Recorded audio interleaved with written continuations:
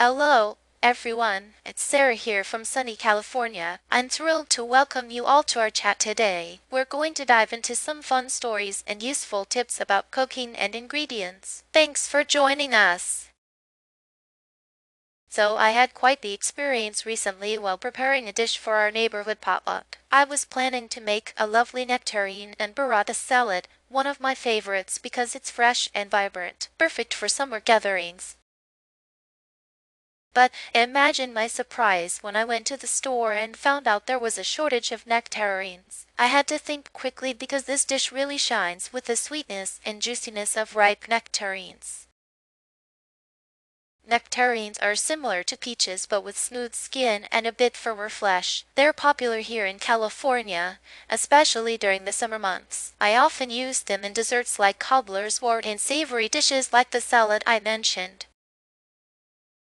They add a perfect balance of sweet and tart, which I just love for the potluck. Oh, I had to find a creative way to keep that balance without nectarines.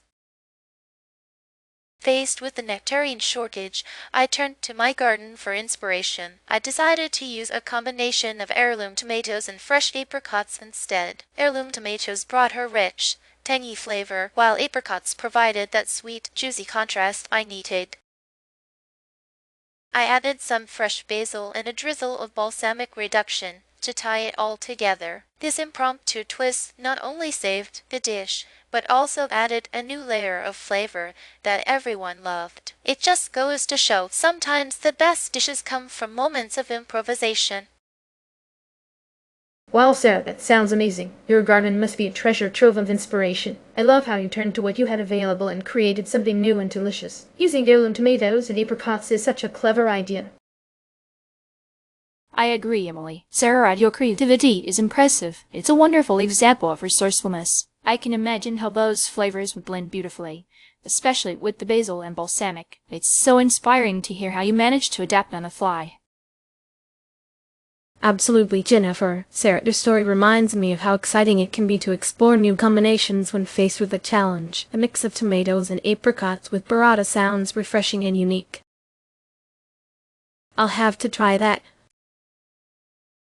Sarah, you truly turned a challenge into an opportunity. Your inventive use of what was available is such a testament to the spirit of cooking. I love the idea of adding apricots. It must have given the salad a lovely sweetness. But the story really highlights the joy of experimenting in the kitchen. Speaking of nectarines, I usually look for vibrant color and firmness when I buy them. Nectarines should have a rich, reddish hue with a golden background, and they should yield slightly to gentle pressure.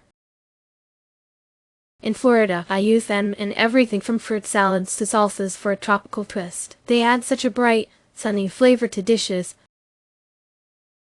I agree with Maya. I often check for sweet aroma, which indicates ripeness. Nectarines should smell fragrant when they are at their peak. In Texas, they're perfect for grilling and adding to summer barbecues. The aroma can be a great indicator of their flavor intensity. Building on Jennifer's point, I also look for smooth, unblemished skin. Any bruises or wrinkling can mean the fruit is overripe or has been mishandled. In New York, I love incorporating nectarines into baked goods like tarts and galettes, so quality is crucial for the best texture and flavor. Another important criterion is the weight of the nectarine. Heavier fruits tend to be juicier, which is what I go for. Here in Washington, nectarines find their way into my baking and fresh summer drinks.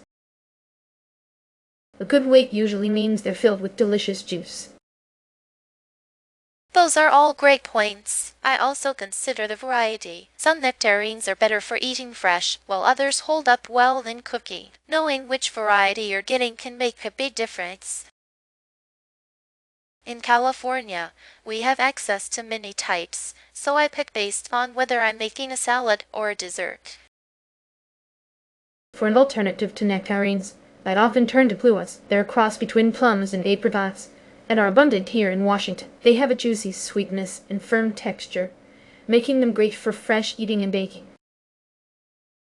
In Florida, I use papayas as a substitute. They have a creamy texture and sweet flavor that can stand in for nectarines in many recipes, especially in salads and salsas. Their tropical essence adds a unique twist.